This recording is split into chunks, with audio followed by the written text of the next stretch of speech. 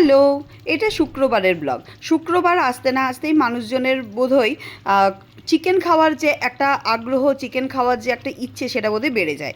আমার ক্লাউড কিচেনে শুক্রবার দিনকে হয়েছিল চিকেন চাপ, চিকেন চাপ আর লাচ্ছা পরাঠা। এটার এত অর্ডার আমি পেয়েছিলাম, আমি নিজেও ভাবতে পারিনি এইরকম অর্ডার আসবে। আর সবথেকে বড় যেটা প্রবলেম হয়ে গেছিলো, অনেক মানুষকে নাও বলতে হয়েছিল। কেন কি, আমার তো বাড়ির থেকে করি, সীমিত জায়গা, সীমিত সমস্ত কিছু। তো এই রকম ধরুন বড় কড়াইয়ে অলরেডি একটা দিয়ে আমি পার করে দিয়েছি, যেখানে অলরেডি 10 প্লেট চলে গেছে। আর তারপরে এখান থেকে আর 3 প্লেট যাওয়া ছিল, মানে তো টোটাল 13টা প্লেট। আর বাকি আমরা 2 পিস রেখেছিলাম আমাদের বাড়িতে খাওয়ার জন্য। এত কষ্ট করে যখন রান্না বান্না করি, তখন একটু তো ইচ্ছে হয়, মেয়েটারও তো ইচ্ছে হয় কি যে আজকে ভালো জিনিসটা হয়েছে, ওটা খাবো। আমি তো আগে আমার মেয়েকে দিই, তারপরে বাকি সবাইকে বলে দিলাম না আর হবে না।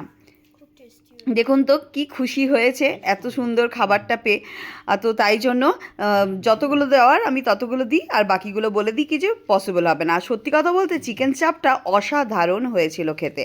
মানে নিজের হাতে বানিয়েছি বলে বলছি না, যে মোগলাই যে ব্যাপারটা, মানে একদম ব্যালেন্সিং ছিল, কেওড়া জল ব্যালেন্সিং ছিল হচ্ছে মিঠা আতর, আর ভীষণ ভালো। আর রিদ্ধির জন্য আমি একটা সারপ্রাইজ রেখেছিলাম, এই দেখুন ফ্রিজ থেকে খাওয়ার পরে বের করেছি।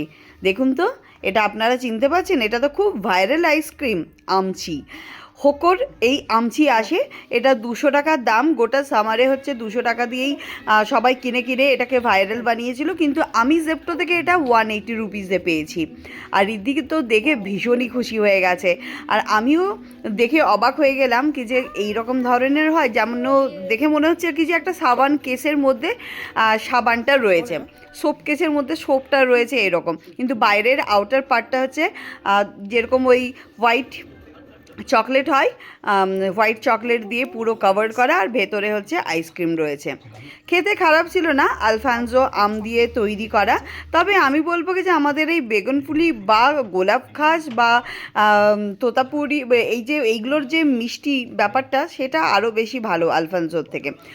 যেভাবে ভাইরাল করেছিল, সেভাবে ভাইরালটা না করলেও হতো আর কি। মানে ভালো, বাট ভীষণ বিশাল একটা ব্যাপার স্যাপার তা নয়। তো এটা আমাদের রিভিউ। তো যাই হোক, ভাইরাল হয়েছে যখন, তখন একবার তো ট্রাই করতেই হয়। ওপাশে ওর পাপাকেও বলছি, নাও ভাইরাল আইসক্রিম খেয়ে নাও, সে তো বজ্রাসনে বসেছে ননভেজ খেয়ে। চলুন তাহলে আপনারাও ট্রাই করতে পারেন, যারা না খেয়েছেন। সেটা একবার খাবার মতনই, বারবার খাওয়ার মতন নয়। চলুন তাহলে ব্লগটা শেষ করছি, টাটা।